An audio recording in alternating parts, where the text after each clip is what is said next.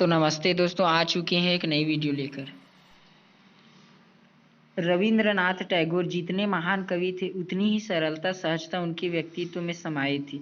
उनके जीवन के अनेक प्रसंगों से इस बात के प्रमाण मिलते हैं। ऐसा ही एक अविस्मरणीय प्रसंग गीतांजलि के लिए उन्हें नोबेल पुरस्कार मिलने से भी जुड़ा है। चलिए शुरू करते हैं। दिन के करीब 11 बज रहे थे। रविंद्रनाथ टैगोर कुछ परेशान से चहलकदमी कर रहे थे। दरअसल उन्हें छात्रों को लेकर एक प्रशिक्षण यात्रा पर सुबह सुबह ही निकलना था।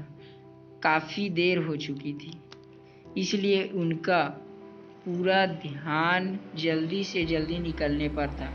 तभी एक शख्स दौड़ा दौड़ा उनके पास आया। वह तार घर का कर्मचारी था। उसने टैगोर को एक तार यानी टेलीग्राम दिया, लेकिन उलझन में उलझे टैगोर ने तार को अपने कुर्ते की जेब में डाल दिया। उन्हें जल्दी से जल्दी बच्चों की लेकर जो जाना था। अब तक सारे बच्चे तैयार होकर आ गए थे।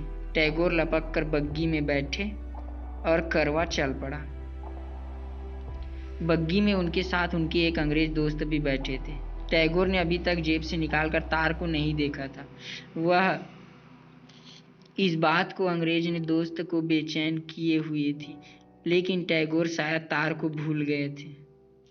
जबकि हम सब जानते हैं कि 20वीं सदी की शुरुआत में तार कितने अहम सूचना के साधन हुआ करते थे। बहरहाल बग्गी में बैठे उनके अंग्रेज दोस्त से रहा नहीं गया। उन्होंने टैगोर को याद दिलाया कि उनकी जेब में तार घर के कर्मचारी द्वारा दिया गया तार रखा है, उसे वह पढ़ ले। अंग्रेज सज्जन की याद दिलाने पर टैगोर को भी याद आया और फटाफट जेब से निकालकर उस कागज को पढ़ने लगे। अंग्रेज दोस्त की नज़र टैगोर पर गड़ी हुई थी।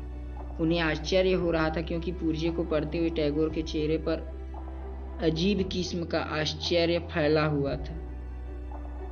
दरअसल उस पुर्जे में शायद कुछ ऐसा लिखा था जिस पर टैगोर को यकीन नहीं हो रहा था।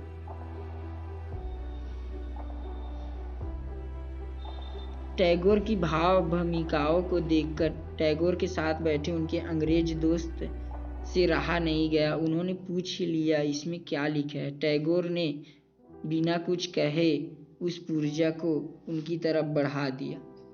अंग्रेज सज्जन ने कागज की वह पुर्जा हाथ में लिया और पढ़ने लगे। पढ़ते ही वह आश्चर्य और खुशी से चीख पड़ा। 1913 में नोबेल पुरस्कार दिए जाने की सूचना थी। रविंद्रनाथ टैगोर एशिया में नोबेल पुरस्कार पाने वाले पहले शख्स थे।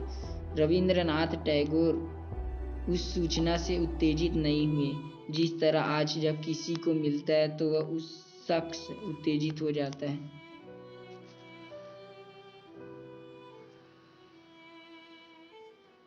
अगर कोई दूसरा होता तो पुर्जा पढ़ते ही छात्रों को लेकर जाने वाली अपनी यात्रा को स्थगित कर देता और हर पल इस बेचैनी से गुजरता कि जल्द से जल्द पुरस्कार लेने के लिए स्टॉकहोम के लिए रवाना हुआ जाए।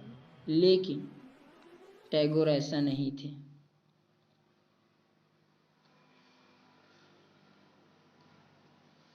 नोबेल पुरस्कार दिए जाने की वह सूचना उनके प्रकाशक ने ब्रिटेन से भेजी थी। रविंद्रनाथ टैगोर पुरस्कार लेने स्टॉकहोम नहीं गए थे। उनकी तरफ से उनका नोबेल पुरस्कार ब्रिटिश राजदूत ने ग्रहण किया। फिर उसे शांति निकेतन स्थित उनके घर में भिजवा दिया गया।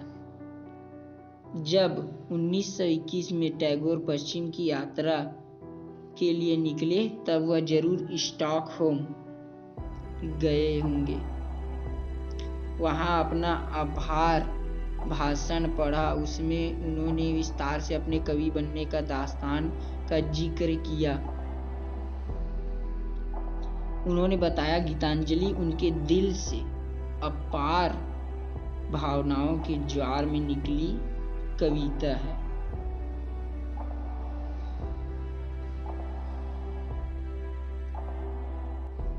उम्मीद करता हूँ कि आपको ये वीडियो पसंद आया होगा। वीडियो पसंद आए तो लाइक करिए और साथ ही साथ हमारे चैनल को सब्सक्राइब करें और बेल के आइकन को भी क्लिक करके ऑल पे